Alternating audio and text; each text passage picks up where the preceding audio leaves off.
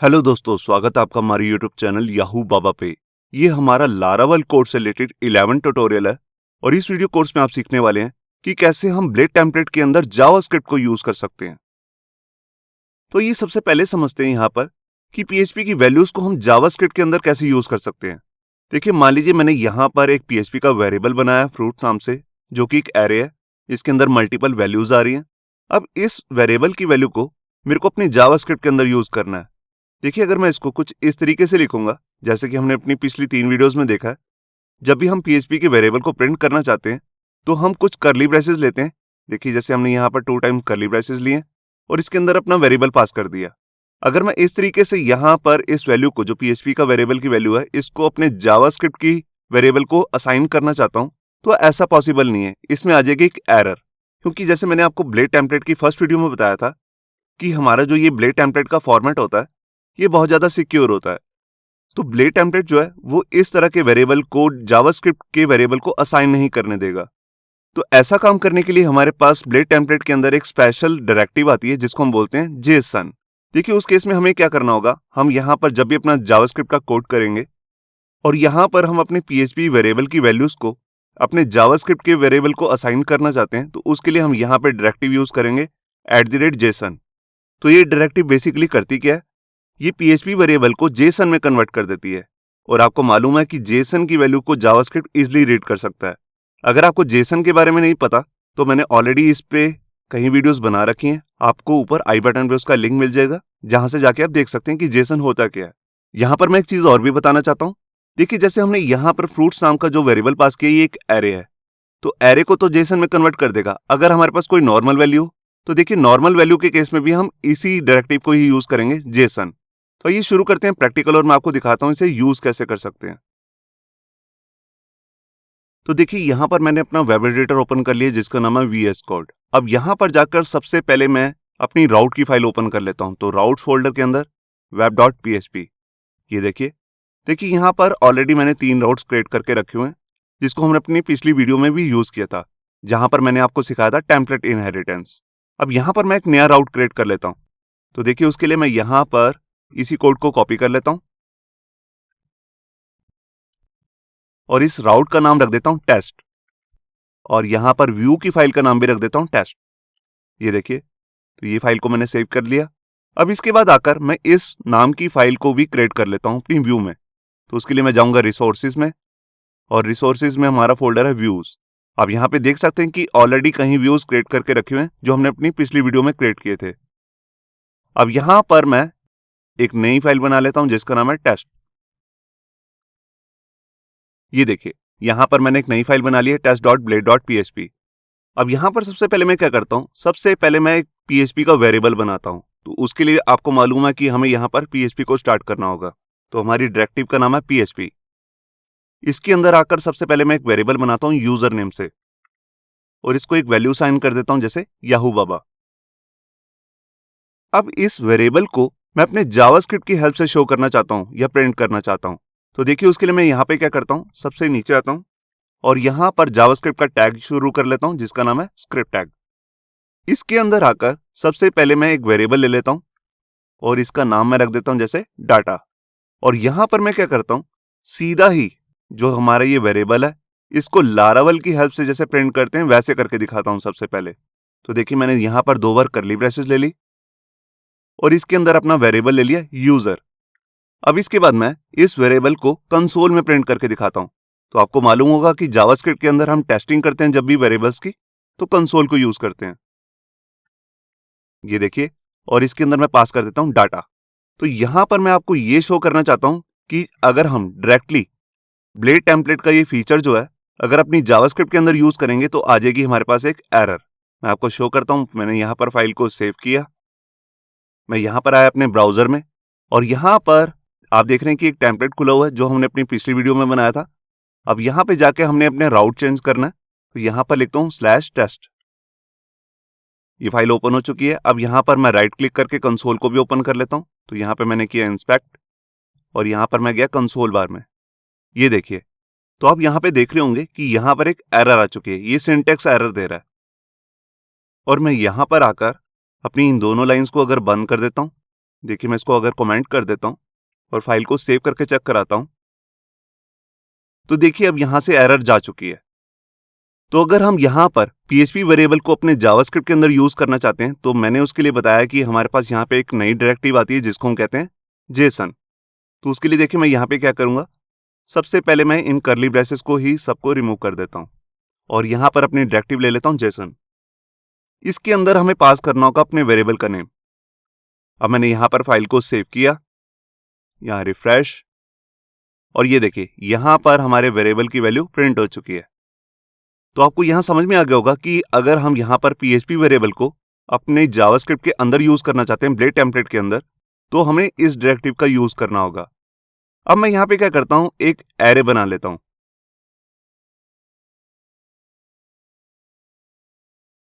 ये देखिए यहां पर मैंने एक फ्रूट्स नाम का एक वेरिएबल क्रिएट किया है जो कि एक एरे है। आप देख सकते हैं इसमें मल्टीपल मैंने यहाँ पे फ्रूट्स के नेम डाल दिए।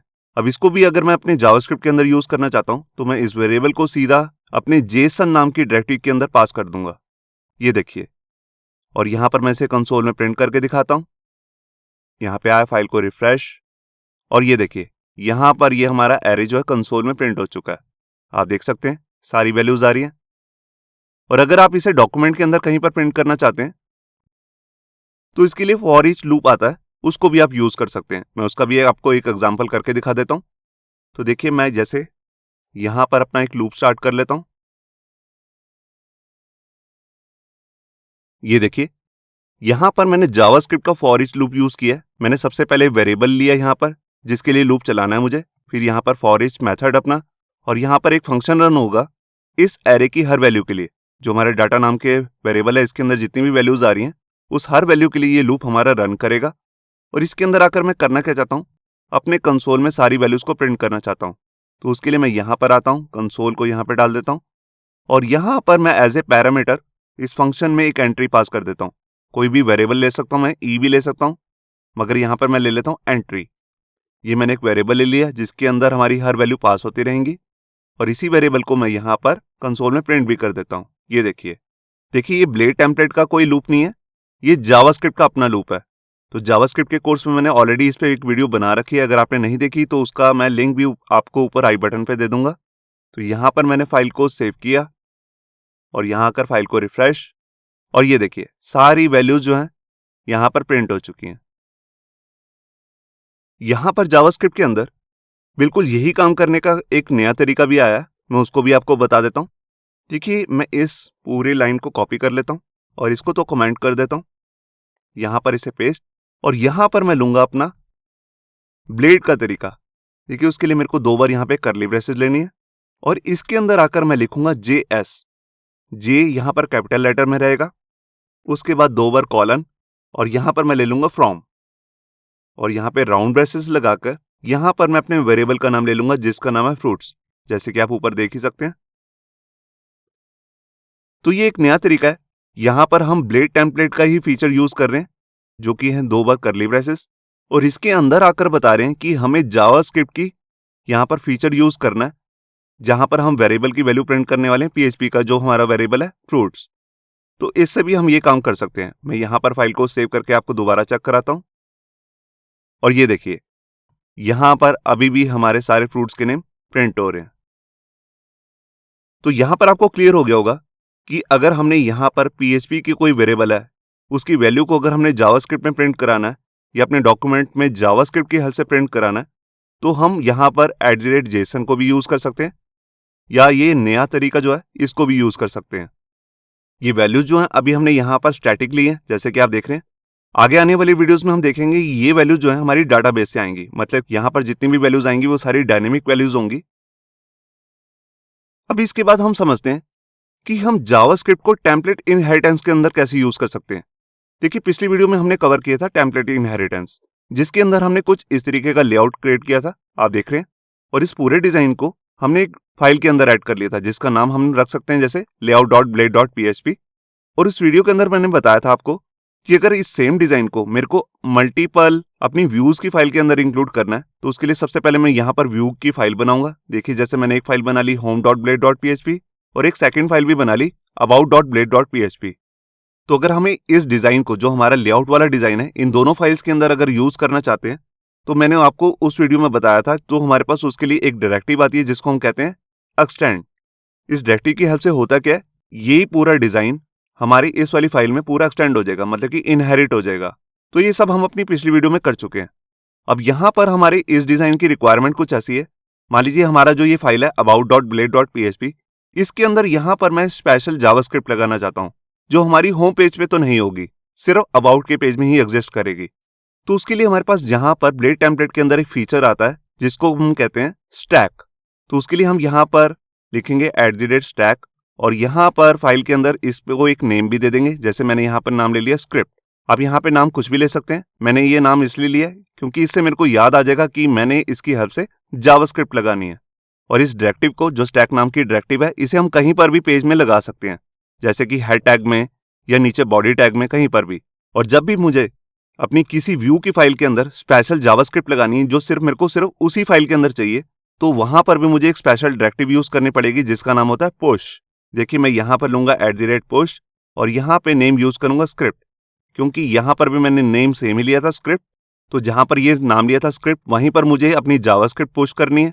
तो यहां पर इस तरह का मैं सिंटैक्स लूंगा और इसके अंदर पास कर दूंगा अपनी जावास्क्रिप्ट की फाइल, जैसे कि मैंने यहां पर ले ली अपनी example.js फाइल। तो जो ये पुश नाम की डायरेक्टिव है, ये करेगी क्या, ये हमारी इस जावास्क्रिप्ट की फाइल को हमारे layout.blade.php में पुश कर देगी।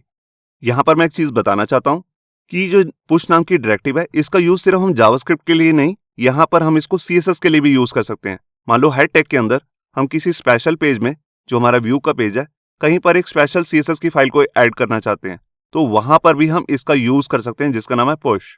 अब यहां पर कुछ यूजर ये भी सोच रहे होंगे कि ये काम तो हमने अपनी पिछली वीडियो में भी सीखा था, वहां पर हमने सेक्शन नाम की डायरेक्टिव को यूज किया था, उसमें भी हम यही सेम काम कर सकते हैं।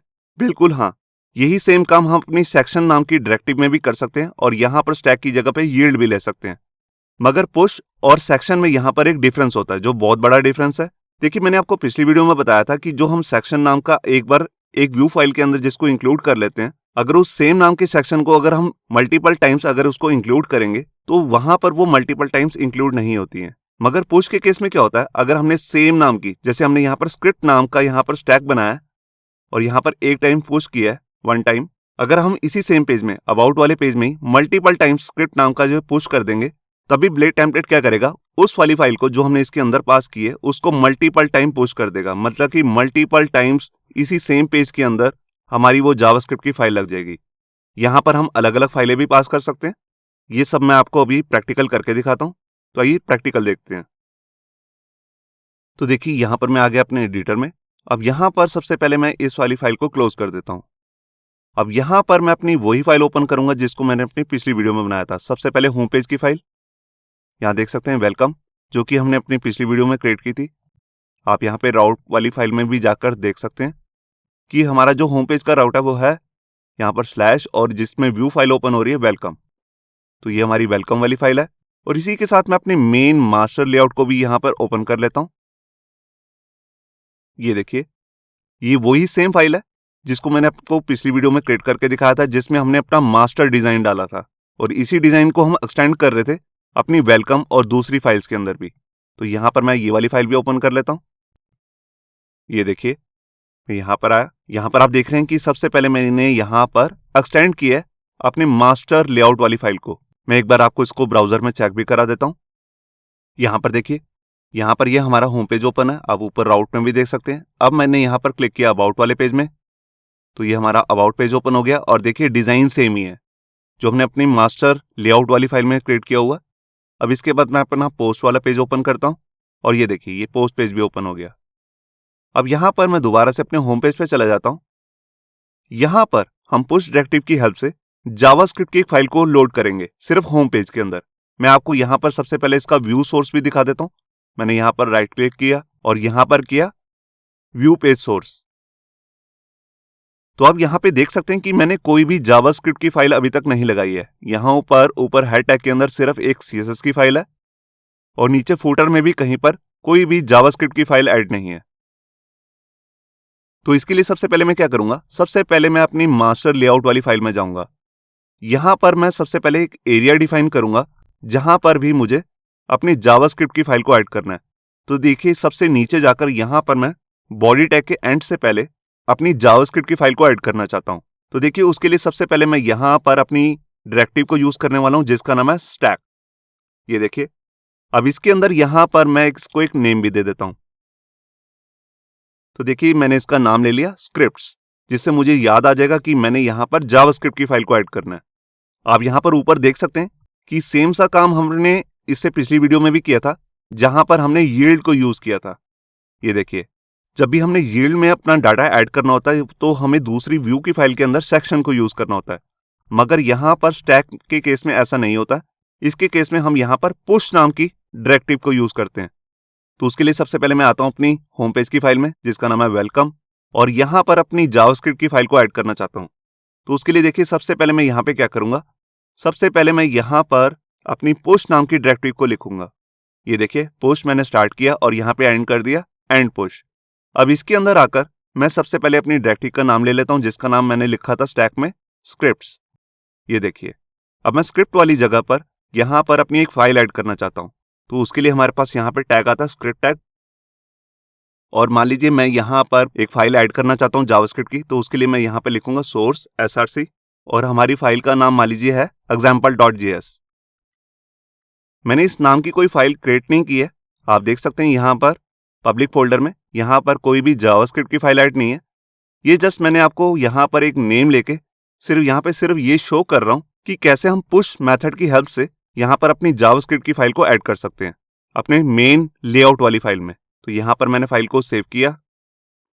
तो देखिए मैं यहां पर आ गया अपने होम पेज के सोर्स कोड में, जैसे कि आप यहां पे देख रहे हैं। मैं इस फाइल को रिफ्रेश कर लेता हूं और ये देखिए इसने यहां पर हमारी जावास्क्रिप्ट की फाइल को ऐड कर दिया। मैंने इस नाम की फाइल तो नहीं बनाई है, मगर इसने इस फाइल को यहां पे ऐड कर लिया। अब इसी पुश के अंदर यहां पर मैं मल्टीपल जेएस की फाइल्स को भी ऐड कर सकता हूं। देखिए मैं इसी लाइन को डुप्लीकेट कर लेता हूं। मैंने यहां पर मान लीजिए एक फाइल बना ली jquery.js, और यहीं पर एक फाइल बना ली bootstrap.js। ये देखिए तो ये जो तीनों जावास्क्रिप्ट की फाइल्स हैं ये सिर्फ होम पेज के अंदर ही ऐड होंगी। बाकी की जितने हमारे पेजेस हैं जैसे पोस्ट का पेज और अबाउट का पेज, उसमें ये तीनों फाइल्स ऐड नहीं होंगी। तो यहां पर मैंने फाइल को सेव किया, मैं यहां पर आया और पेज को रिफ्रेश किया, और ये देखिए यहां पर ये तीनों फाइल्स यहां पे ऐड हो चुकी हैं, jQuery, bootstrap और example.js। अब मैं यहां पर जाता हूं और यहां पर किसी और पेज को ओपन करता हूं। देखिए जैसे मैंने यहां पर ओपन कर लिया अबाउट का पेज। तो यहां पर मैंने कोई जावास्क्रिप्ट की फाइल को पुश नहीं किया। मैं यहां पर इसका भी व्यू सोर्स दिखा देता हूं आपको। मैंने राइट क्लिक किया, व्यू पेज सोर्स, और देखिए यहां पर कोई जावास्क्रिप्ट की एंड में कोई फाइल ऐड नहीं हो रही है बॉडी से पहले। मगर मैं यहां पर अगर अपने होम पेज का राउट यहां पे ओपन करता हूं तो यहां पे आप देख सकते हैं कि तीनों फाइल्स यहां पे ऐड हो रही हैं। तो इस तरह हम किसी भी पेज के अंदर जहां पर हमें स्पेशल jQuery की फाइल या बूटस्ट्रैप की फाइल की जरूरत है या अपनी जावास्क्रिप्ट लगानी है, तो स्पेशली उसी पेज के अंदर अगर हमें जावास्क्रिप्ट लगानी है तो हम यहां पर पुश मेथड की हेल्प से ये काम इजिली कर सकते हैं। और जैसा कि मैंने आपको स्टार्टिंग में बताया था कि अगर हम सेम पेज के अंदर, जैसे हमारा वेलकम पेज ही ओपन है और सेम नाम का, जैसे यहां पर स्क्रिप्ट नाम का हमने यहां पर डायरेक्टरी को पुश किया है, हम इसे मल्टीपल टाइम भी कर सकते हैं सेम ही पेज के अंदर। तो देखिए मैं यहां पर इस कोड को कॉपी कर लेता हूं, यहां पर पेस्ट करता हूं, और यहां पर भी देखिए नाम सेम ही है स्क्रिप्ट्स, और यहां पर देखिए मैं यहां पर एक नई फाइल ऐड कर लेता हूं, जैसे मान लीजिए view.js। तो यहां पर मैं आपको यह बताना चाहता हूं कि जो हमारी ये पुश नाम की डायरेक्टिव होती है, ये हमारे को हेल्प करती है कि हम मल्टीपल टाइम्स इसी सेम नाम की पुश डायरेक्टिव को यूज कर सकते हैं। तो देखिए एक बार मैंने यहां पे यूज कर लिया, एक बार यहां पे, तो इसके अंदर जितनी भी फाइल्स होंगी सारी ऐड हो जाएंगी। और ऐड भी कहां पर होंगी, हमारे सेम एरिया में, जो कि हमने डिफाइन किया अपने मास्टर लेआउट में। जैसे कि आप यहां पे देख सकते हैं बिल्कुल एंड में यहां पर हमने स्टैक नाम का अपनी डायरेक्टिव को यूज किया और जिसके अंदर हमने नेम भी लिया स्क्रिप्ट्स। तो यहां पर मैंने फाइल को सेव किया और देखिए मैं आ गया अपने होम पेज पे। अब यहां पर मैं अपने पेज का व्यू सोर्स ओपन कर लेता हूं। तो यहां पर मैं गया व्यू पेज सोर्स, और ये देखिए यहां पर इसने पहले ये 3 फाइल्स को ऐड किया। जब हमने दूसरी बार यहां पर स्क्रिप्ट नाम का अपना पुश को यूज किया तो यहां पर इसने Vue.js को भी यहां पर इंक्लूड कर लिया। तो ये फायदा होता है हमारे पुश नाम की डायरेक्टरी का, हम एक ही पेज में सेम नाम का पुश बार बार यूज कर सकते हैं। मगर जो कि हमने अपनी पिछली वीडियो में देखा था वैसा काम हम यहां पे नहीं कर सकते। जैसे कि हम सेक्शन यूज कर रहे थे, जैसे कंटेंट नाम का सेक्शन है, इसको मैं बार बार यूज करूं तो ऐसा नहीं पॉसिबल। देखिए मैं आपको करके भी दिखा देता हूं। देखिए यहाँ पर कंटेंट नाम का जो हमारा सेक्शन है, इसके अंदर ये हेडिंग आ रही है और ये पैराग्राफ। अब मैं क्या करता हूँ, इसी सेम नाम का सेक्शन एक बार दोबारा भी यहाँ पर डाल देता हूँ और इसके अंदर आकर यहाँ पर मैं दोबारा से हेडिंग 2 ले लेता हूँ और यहाँ पर लिख देता हूँ जस्ट टेस्टिंग। ये देखिए, तो सेक्शन के केस में क्या होगा, जहां पर इसे सबसे पहली बार कंटेंट नाम का सेक्शन मिलेगा सिर्फ उसी को इंक्लूड करेगा, सेकंड वाले को इग्नोर कर देगा। तो यहां पर मैंने फाइल को सेव किया, यहां पे आया मैं अपने होम पेज में और यहां पर पेज को रिफ्रेश किया और ये देखिए यहां पर आ गया होम पेज और यहां पे आ गया हमारा पैराग्राफ, मगर यहां पे वो नहीं लिखा आया जस्ट टेस्टिंग, जैसा कि हमने अपने सेकंड सेक्शन के अंदर पास किया था। क्योंकि सेक्शन जो है इसको हम सिर्फ एक पेज में एक ही बार यूज कर सकते हैं सेम नेम का। अगर अलग अलग नेम के हैं तो उसको तो हम कई बार यूज कर सकते हैं, जैसे कि हमने यहाँ पर कंटेंट नाम का सेक्शन यूज किया है और इससे नीचे यहाँ पर टाइटल नाम का सेक्शन यूज किया है, मगर सेम नेम का सेक्शन हम दोबारा यूज नहीं कर सकते। मगर ऐसा पुश के केस में बिल्कुल भी नहीं है। पुश के केस में हम सेम नाम का पुश बार बार यूज कर सकते हैं, जैसा कि हम यहाँ पे कर रहे हैं।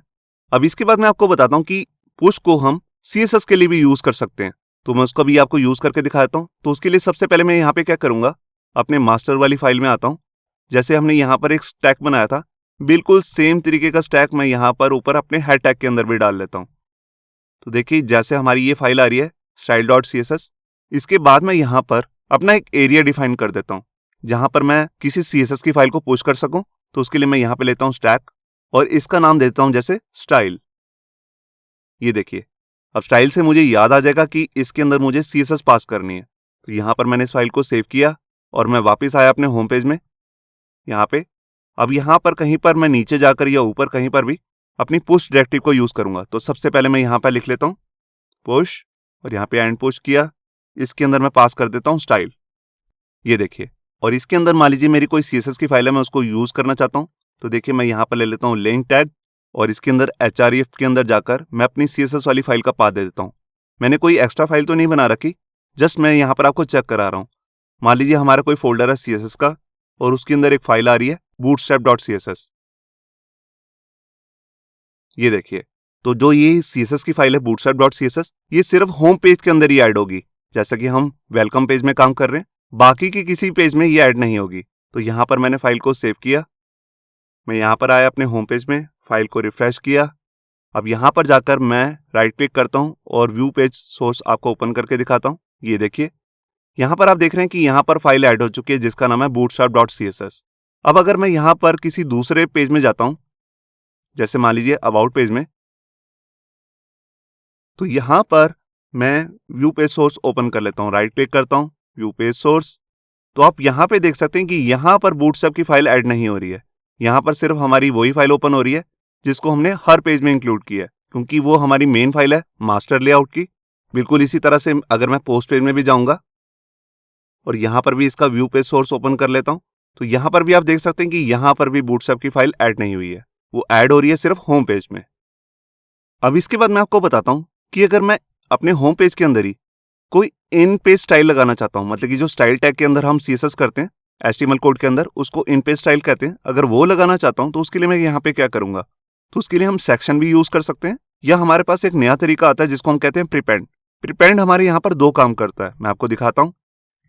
तो देखिए यहाँ पर मैं अपनी डायरेक्टिव को यूज करता हूँ जिसका नाम है प्रीपेंड। यहाँ पर देखिए यहाँ पर प्रीपेंड स्टार्ट हुआ है और यहाँ पे उसका एंड हो गया। अब प्रीपेंड क्या करता है, ये पुश की तरह ही काम करता है, जिसकी हेल्प से हम यहाँ पर जावास्क्रिप्ट का कोड या अपना CSS का कोड को यहाँ पे पुश कर सकते हैं। लेकिन ये इसके साथ एक दूसरा काम भी करता है, हमें यहाँ पर ये भी डिफाइन करना होता है कि किससे पहले इसको ऐड करना है। तो देखिए जैसे मैं यहाँ पर जाता हूँ अपनी मास्टर लेआउट वाली फाइल में, यहाँ पर आप देख रहे हैं कि मैंने यहाँ पर स्टैक लगाया स्टाइल नाम का। तो मैं चाहता हूँ कि इससे पहले, मतलब कि इन दोनों लाइन्स के बीच में style.css के बाद और हमारी स्टाइल स्टैक के पहले यहाँ पर ये स्टाइल टैग भी ऐड कर ले, जो कि मैं पुश करूंगा। तो देखिए मैं यहाँ पर गया और मैं यहाँ पर पहले एरिया डिफाइन करता हूँ कि किससे पहले इसको लगाना है। तो देखिए जैसे कि आप ऊपर देख रहे हैं कि हमने स्टाइल नाम का यहाँ पर एक पुश क्रिएट कर रखा है, तो इससे पहले ही मुझे लगाना है। तो ये एरिया मैंने इसको बता दिया। ये देखिए अब इसके बाद मैं यहाँ पर आता हूँ और अपना स्टाइल टैग ले लेता हूँ और इसके अंदर आकर मैं अपनी थोड़ी सी CSS भी कर लेता हूँ। तो देखिए हमारे मेन डिव का नाम है रैपर उसकी मैं CSS यहाँ पे चेंज कर रहा हूँ। यहाँ पर मैं उसको बैकग्राउंड कलर देने वाला हूँ टैन। टैन एक कलर का नेम है, मैं इसको ऐड करना चाहता हूँ। तो यहाँ पर देखिए मैंने इसको फाइल को सेव किया और यहाँ पर मैं आया अपने ब्राउजर में और यहाँ पर मैं चला जाता हूँ अपने होम पेज में। तो देखिए यहाँ पर पूरे रैपर का कलर चेंज हो चुका है, वो बैकग्राउंड चेंज हो गया टैन कलर। मैं किसी और पेज में जाता हूँ तो वहां पर नहीं हो रहा, सिर्फ होम पेज के अंदर ही हो रहा है। अब मैं इसका आपको व्यू पेज सोर्स ओपन करके दिखाता हूं। ये देखिए यहां पर देखिए इसने हेड टैग के अंदर हमारा स्टाइल टैग को यहां पे एम्बेड कर दिया, जिसके अंदर हमारी CSS पास हो रही है। और किया भी कहां पर है, हमारी जो मेन बूटस्ट्रैप की फाइल थी उससे पहले यहां पर इसे ऐड किया है, मगर जो हमने ऑलरेडी फाइल बना रखी थी स्टाइल की उसके बाद में ऐड किया है। ऐसा क्यों? क्योंकि हमने ये एक्स्ट्रा फाइल को यहां पर पुश किया हुआ है, जिसके लिए मैंने अपना स्टैक भी यूज किया स्टाइल। तो मैंने कहा था प्रीपेंड करे, प्रीपेंड का मतलब होता है उससे पहले इसको ऐड कर दे जो भी हम यहाँ पर CSS लगा रहे हैं। तो ये भी एक तरीका है हमारी CSS या जावास्क्रिप्ट को लगाने का। हम इसमें एरिया भी डिफाइन कर सकते हैं कि किससे पहले हमारी ये काम को करना है।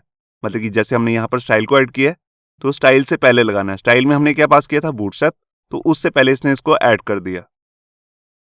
अब इसके बाद हम देखते हैं कि ब्लेड टेम्पलेट के अंदर अगर हमारे को जावास्क्रिप्ट की डायनेमिक्स वैल्यू को ऐड करना है तो वो हम कैसे करेंगे। देखिए हमने पिछली 3 वीडियोस में देखा कि अगर हमें PHP वेरिएबल्स को प्रिंट करना होता है तो हम कुछ इस तरीके का कोड करते हैं। हमारा ये एक वेरिएबल है जिसके अंदर एक वैल्यू आ रही है और इसको अगर हमें प्रिंट करना है तो हम 2 बार कर्ली ब्रेसेस लेके इसके अंदर अपना वेरिएबल पास कर देते हैं, तो ये इस वैल्यू को प्रिंट कर देता है। अगर सेम ही काम हम अपना जावास्क्रिप्ट में करेंगे कुछ इस तरीके से, देखिए जैसे मैंने यहाँ पर अपने टेम्पलेट के अंदर जाकर एक वेरिएबल बनाया यूजर और इसके अंदर एक वैल्यू पास कर दी और इसको लारावल के तरीके से यहाँ पर ऐसे प्रिंट करूंगा, तो इस केस में आ जाएगी हमारे पास एक एरर। वो एरर होगी अनडिफाइंड कांस्टेंट। देखिए जो लारावल है वो इसको मान लेगा ये कांस्टेंट है और उसको ये वैल्यू मिलेगी नहीं और इसको ये प्रिंट भी नहीं करेगा और साथ में एक एरर भी शो कर देगा। क्योंकि मैंने ऑलरेडी बताया कि ये जो मेथड होता है हमारे पास कर्ली ब्रेसेस वाला, ये लारावल का इनबिल्ट मेथड है जो बहुत ज्यादा सिक्योर होता है। तो जावास्क्रिप्ट में हम इसे सीधे से यूज नहीं कर सकते। यहां पर मैं एक चीज और भी बताना चाहता हूं। देखिए जब भी हमें यहां पर जावास्क्रिप्ट का इस तरीके का कोड को अपने HTML में कहीं पर भी शो करना है अपने वेरिएबल की वैल्यू को, तो उसके लिए हमारे पास जावास्क्रिप्ट के अंदर ऑलरेडी यहां पर कई मेथड्स आते हैं। हम जहां पर भी इसे पेज में शो करना चाहते हैं उस एरिया को टारगेट करके हम जावास्क्रिप्ट के मेथड्स को यूज कर सकते हैं, जिसका नाम है इनर HTML और इनर टेक्स्ट, जिसको हमने अपने जावास्क्रिप्ट के अंदर कोर्स में डिटेल में डिस्क्राइब भी किया हुआ है। लेकिन आजकल हमारे पास यहाँ पर कई मॉडर्न जावास्क्रिप्ट के फ्रेमवर्क्स आ चुके हैं, जैसे कि है Vue.js। अब उस केस में क्या होता है, उसका भी इनबिल्ट मेथड है कुछ इस तरीके से, जहां पर हमें कर्ली ब्रेसेस लेनी होती है और उसके अंदर उसके वेरिएबल की वैल्यू को हम पास कर देते हैं। तो अगर हम यहाँ पर Vue.js को लारावल के साथ यूज करेंगे तो उन दोनों में आ जाएगा एक कॉन्फ्लिक्ट, क्योंकि दोनों का तरीका सेम ही है। लारावल में भी हम कर्ली ब्रेसेस लेते हैं और यहाँ पर Vue.js के अंदर भी कर्ली ब्रेसेस लेते हैं। तो ऐसा काम करने के लिए ब्लेड टेम्पलेट ने हमारे को एक फैसिलिटी दी है, एक नया डायरेक्टिव बनाकर, जिसका नाम होता है वर्बाटिम। तो उसके लिए देखिए सबसे पहले मैं यहाँ पर वर्बाटिम को स्टार्ट करता हूँ और यहाँ पर उसका एंड कर देता हूँ और इसके अंदर हम अपना इस तरीके का वेरिएबल पास कर सकते हैं। तो ऐसा करने से होगा क्या, बेसिकली देखिए जब हम वर्बाटिम यहाँ पर डायरेक्टिव लेते हैं तो लारावल जो है इसके अंदर जितना भी इस तरीके की कर्ली ब्रेसेस आ रही होंगी उसको इग्नोर कर देगा। वो सोच लेगा कि ये मेरा सिंटेक्स नहीं है, ये किसी और चीज का सिंटेक्स है, जैसे जावास्क्रिप्ट का, ये Vue.js का, ये किसी और फ्रेमवर्क का। तो इस तरह से हम यहाँ पर इजिली Vue.js की वैल्यू को शो कर सकते हैं, जो कि हमारे पास डायनेमिक वैल्यूज आती हैं। आइए इसका भी मैं आपको एक एग्जांपल करके दिखा देता हूं। तो देखिए यहां पर मैं आ गया अपने एडिटर में और यहां पर मैं ओपन कर लेता हूं अपनी अबाउट वाली व्यू की फाइल। ये फाइल हमने अपनी पिछली वीडियो में क्रिएट की थी, जहां पर मैंने आपको टेम्पलेट इनहेरिटेंस के बारे में सिखाया था। तो यहां पर आप देख सकते हैं कि यहां पर हमने सबसे पहले डिजाइन को एक्सटेंड किया है, उसके बाद यहां पर सेम कंटेंट नाम के सेक्शन को 2 बार इंक्लूड किया है। ये जस्ट मैंने आपको टेस्टिंग के लिए दिखाया था, तो इस सेकंड वाले सेक्शन को मैं यहां से रिमूव कर देता हूं। अब यहां पर मैं क्या करना चाहता हूं, मैं अपने कंटेंट के अंदर यहां पर डायनेमिक वैल्यू को शो करना चाहता हूं। यहां पर ये पैराग्राफ आ रहा है, इसको मैं रिमूव कर देता हूं। अब यहीं पर मैं अपनी जावास्क्रिप्ट की वैल्यू को शो करना चाहता हूं। तो उसके लिए देखिए सबसे पहले मैं यहां पे क्या करता हूं, यहां पर मैं अपने पुश डायरेक्टिव को यूज कर लेता हूं और इसका नेम ले लेता हूं जैसे स्क्रिप्ट्स, और यहां पर एक वेरिएबल बना लेता हूं मैसेज, और इसके अंदर मैसेज भी पास कर देता हूं जैसे हेलो वर्ल्ड। और यहीं पर इस सेक्शन के अंदर जहां पे हमारा कंटेंट आ रहा है, इसको अगर मैं शो करता हूं सीधे से लारावल के तरीके से, यहां पर मैं सीधा ही मैसेज नाम के वेरिएबल को प्रिंट करना चाहता हूं। तो यहां पर आ जाएगी हमारे पास एक एरर, क्योंकि लारावल इसका मैसेज देगा ये एक अनडिफाइंड कांस्टेंट वेरिएबल है, क्योंकि इस नाम का कोई भी वेरिएबल नहीं है। क्योंकि अगर पीएचपी का वेरिएबल होता तो इस मैसेज नाम के वर्ड से पहले यहां पर डॉलर का साइन आ रहा होता, कुछ इस तरीके से। मगर ये तो जावास्क्रिप्ट का वेरिएबल है, तो ये सीधे से हम यहां पर ब्लेड टेम्पलेट के अंदर प्रिंट नहीं कर सकते। तो यहां पर मैंने फाइल को सेव किया और यहां पर ब्राउजर में आके मैं अपने अबाउट पेज में चला जाता हूं। तो देखिए यहां पर एक एरर आ चुका है जो हमें दिखा रहा है अनडिफाइंड कांस्टेंट मैसेज। यहां पे आप देख रहे हैं, यहां पर इसको शो भी कर रहा है, ये इसको कांस्टेंट मान रहा है। तो इस केस के लिए हमारे पास यहां पे अलग से डायरेक्टिव आती है, जिसको मैंने अभी आपको बताया, जिसका नाम है वर्बाटिम। तो हमें उसे स्टार्ट करना पड़ेगा। ये देखिए मैंने वर्बाटिम को यहां पर स्टार्ट किया और यहां पे इसका एंड कर लिया। इसके अंदर हम इसे पास कर सकते हैं। देखिए जैसे मैं यहां पर गया और इसे पास कर दिया। अब यहां पर ब्लेड टेम्पलेट क्या करेगा, वो इसको इग्नोर कर देगा, वो इसको प्रिंट ही नहीं करेगा और इसको एज इट इज शो कर देगा। मैं आपको फाइल को सेव करके चेक कराता हूं। मैं यहां गया, फाइल को रिफ्रेश, और ये देखिए इसने इसको एज इट इज ही यहां पर प्रिंट कर दिया। तो जैसा कि मैंने आपको बताया कि इस तरीके का जो हमारा फॉर्मेट होता है ये हमारा व्यू जेएस के अंदर भी होता है। तो अगर मेरे को व्यू जेएस की वैल्यू को अगर शो करना हो ऐसे, तो हम ऐसे इजिली कर सकते हैं वर्बाटिम डायरेक्टिव को यूज करके। तो उसका एक छोटा सा एक एग्जाम्पल मैं आपको करके भी दिखा देता हूं। तो उसके लिए सबसे पहले मैं गूगल ओपन करता हूं और यहां पर जाकर मैं सर्च करने वाला हूं Vue.js CDN। ये देखिए मेरे को यहां पर Vue.js की CDN फाइल चाहिए, जिसको मैं अपनी HTML के अंदर यहां पर एम्बेड करने वाला हूं। तो उसके लिए देखिए मैं इस पहले लिंक पर क्लिक करता हूं और इस पेज को यहां से थोड़ा सा स्क्रॉल करता हूं। यहां पर देखिए यहां पर हमारे को Vue.js का CDN मिल रहा है। यहां पर आप देख रहे हैं कि हमारे को ये इसकी ऑनलाइन फाइल मिल रही है Vue.js की, जिसकी हेल्प से हम यहां पर सिर्फ इसी फाइल को यहां पर अपनी HTML में एम्बेड करके अपना Vue.js का कोड कर सकते हैं। तो थोड़ा सा पेज को और स्क्रॉल करूंगा तो यहां पर बना बनाया एक बेसिक कोड भी है, जिसके अंदर यहां पर हेलो Vue.js का प्रोग्राम है। तो इस पूरे कोड को ही मैं यहां से कॉपी कर लेता हूं। मैं इस बटन पे क्लिक करता हूं, देखिए कॉपी हो चुका है और मैं आ जाता हूं अपनी व्यू की फाइल में, जिसका नाम है about.blade.php, और यहां पर मैं अपना एक स्क्रिप्ट टैग को पुश करूंगा। तो देखिए मैं यहां पर जाता हूं और इसके अंदर से ये वेरिएबल को रिमूव कर देता हूं, क्योंकि इसका काम खत्म हो चुका है, और इसी के अंदर अपना कोड पेस्ट कर देता हूं। ये देखिए आप देख रहे हैं कि यहां पर पुश नाम का जो हमारा स्क्रिप्ट है, उसके अंदर यहां पर सबसे पहले मैंने अपनी व्यू की जेएस वाली फाइल को इंक्लूड किया है, जो कि ऑनलाइन फाइल है, CDN फाइल। उसके बाद मेरे को इस तरीके का यहां पर मैसेज शो करना है। मैंने आपको बताया था कि Vue.js का भी अपना सेम ही तरीका होता है जैसे लारावल का होता है। तो हम इस कोड को यहां से कट करके अपने सेक्शन वाली फाइल के अंदर पास कर देते हैं, अपने वर्बाटिम डायरेक्टिव के अंदर। ये देखिए अब मैं नीचे आता हूं दोबारा से और यहां पर आप देख सकते हैं यहां पे जो हमारा ये क्रिएट ऐप नाम का वेरिएबल है, ये एक यहां पर मैसेज रिटर्न कर रहा है। जैसे कि आप यहां पे देख सकते हैं मैसेज नाम का वेरिएबल हमारा बन जाएगा, जो कि एक अभी की है।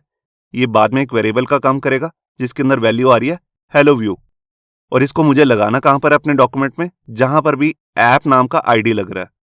तो आप देख सकते हैं ऊपर हमारे यहां पर वर्बाटिम के अंदर जो डिव पास किया है उसके अंदर एक आईडी आ रही है ऐप। तो यहीं पर जाके हमारा ये मैसेज शो हो जाएगा। तो यहां पर मैंने फाइल को सेव किया और यहां पर ब्राउजर में आके फाइल को रिफ्रेश कर लिया और ये देखिए यहां पर लिखा आ गया हेलो व्यू। और अगर मैं यहां पर जाके ये वर्बाटिम जो हमारा डायरेक्टिव है इसको डिसेबल कर दूं, तब यहां पे आ जाएगा हमारे पास एक एरर, क्योंकि इस तरह का जो फॉर्मेट होता है ये लारावल का अपना फॉर्मेट है। अब लारावल इसको रीड करने लग जाएगा, इसको इग्नोर नहीं करेगा, उसको पढ़ने लग जाएगा और यहां पर एक हमारे को एरर मैसेज शो कर देगा अनडिफाइंड कांस्टेंट। तो यहां पर मैंने फाइल को रिफ्रेश किया तो यहां पर आप देख रहे हैं कि यहां पर अब कोई भी वैल्यू प्रिंट नहीं हो रही है, मगर कोई एरर भी नहीं आया। तो अगर हम यहां पर जो हमारी ये डायनेमिक वैल्यू आ रही है Vue.js की, इसको शो करना चाहते हैं, तब हम यहां पर इस वर्बाटिम नाम के डायरेक्टिव को यूज करेंगे, जिसकी हेल्प से होता क्या है, इसके अंदर अगर हमने इस तरीके का यहां पर लारावल का फॉर्मेट पास किया है तो लारावल इसे इग्नोर कर देता है। वो सोच लेता है कि ये किसी जावास्क्रिप्ट का या किसी और फ्रेमवर्क का फॉर्मेट है, जिसके अंदर उसी का वेरिएबल पास हो रहा है। तो यहां पर मैंने फाइल को सेव किया, यहां पर आकर फाइल को रिफ्रेश, और ये देखिए यहां पर आ गया हेलो व्यू। मैं इसके मैसेज को भी यहां पर चेंज करके दिखा देता हूं। देखिए जैसे मैंने यहां पर लिख दिया हेलो वर्ल्ड। यहाँ पर मैंने फाइल को सेव किया, यहाँ पर आया और ये देखिए यहाँ पर लिखा आ गया हेलो वर्ल्ड। तो देखिए जो मैंने यहाँ पर स्क्रिप्ट टैग के अंदर अपनी व्यू पास करी है, ये तो हमारे इस वीडियो का टॉपिक नहीं था, मगर ये जस्ट मैंने आपको ये दिखाने के लिए कि हम यहाँ पर लारावेल के अंदर अगर Vue.js को यूज करना चाहते हैं तो एक प्रॉब्लम आती है। तो उस प्रॉब्लम को हटाने के लिए हम इस वर्बटीम नाम की डायरेक्टिव को भी यूज कर सकते हैं। तो ये था हमारा इस वीडियो का ट्यूटोरियल। इससे नेक्स्ट वीडियो में हम सीखने वाले हैं कि कैसे हम राउट की हेल्प से अपनी व्यू फाइल्स के अंदर वैल्यू पास कर सकते हैं, जो कि व्यू के अंदर एक डायनेमिक वैल्यूज आएंगी। तो उस वीडियो को भी देखना मत भूलिए। होप सो आपको ये हमारा वीडियो ट्यूटोरियल अच्छा लगा होगा। अगर अच्छा लगा है तो वीडियो को प्लीज़ लाइक करना मत भूलिए। अगर आप ऐसे ही रेगुलर अपडेट चाहते हैं तो हमारे चैनल याहू बाबा को सब्सक्राइब करना मत भूलिए। Thank you.